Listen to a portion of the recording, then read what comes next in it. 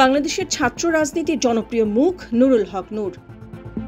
2018 সাল ছাত্রদের কোটা বিরোধী আন্দোলনের মাধ্যমে আলোচনায় আসে নুরুল হক নূর।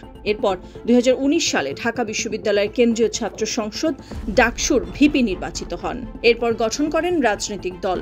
তার প্রতিটি পদক্ষেপ যেন ক্ষমতাসীনদের জন্য অস্বস্তির কারণ। 2018 সাল থেকে শুরু করে বারবার রক্তাক্ত হতে হয়েছে নূরকে। 29 আগস্ট রাতে রাজধানীর বিজয়নগরে জাতীয় পার্টি ও গণ অধিকার পরিষদের সংঘর্ষের পর আইনশৃঙ্খলা বাহিনীর লাঠি পেটায় গুরুতর আহত হন গণ অধিকার পরিষদের সভাপতি নুরুল হক নূর। প্রত্যক্ষদর্শীরা জানান, রাত 9টার পর গণ অধিকার পরিষদের সঙ্গে আইনশৃঙ্খলা বাহিনীর ধাওয়া পাল্টা ধাওয়া শুরু হয়। এ সময় কর্মীরা ইট পাটকেল ছোড়ে। পরে আইনশৃঙ্খলা বাহিনীর ধাওয়া করে তাদের আল রাজি টাওয়ারের সামনে নিয়ে আসে। ঠিক তখনই সংবাদ সম্মেলনের প্রস্তুতি নিচ্ছিলেন নূর ও তার দলের শীর্ষ নেতারা। হঠাৎ করে আইনশৃঙ্খলা বাহিনীর সদস্যরা তাদের লাঠিপেটা শুরু করে। গণ অধিকার পরিষদের দাবি, এ হামলায় জড়িত জাতীয় পার্টি ও আওয়ামী লীগের নেতাকর্মীরা। তবে পুলিশ ও সেনাবাহিনী কেন তাদের উপর আক্রমণ চালালো তা একটি বড় প্রশ্ন তাদের মনে।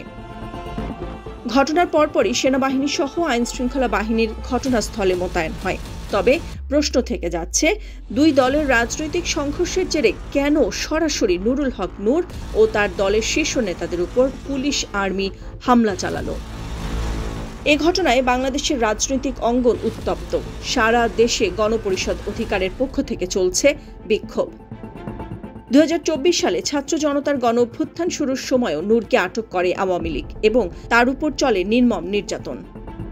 এর আগে 2 আগস্ট 2023 সালে ছাত্র অধিকার পরিষদের ডাকা সমাবেশে যোগ দিতে শাহবাগ মোড় থেকে টিএসসির দিকে মিছিল নিয়ে যাওয়ার সময় হামলার শিকার হন নূর। তার দাবি অনুযায়ী তাদের উপর হামলা করেছিল ছাত্রলীগের নেতাকর্মীরা।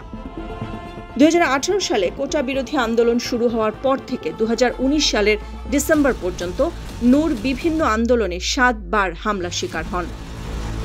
আওয়ামী লীগ সরকার বা তার পরবর্তী পরিস্থিতিতে সব সময় হামলার শিকার হচ্ছেন নূর।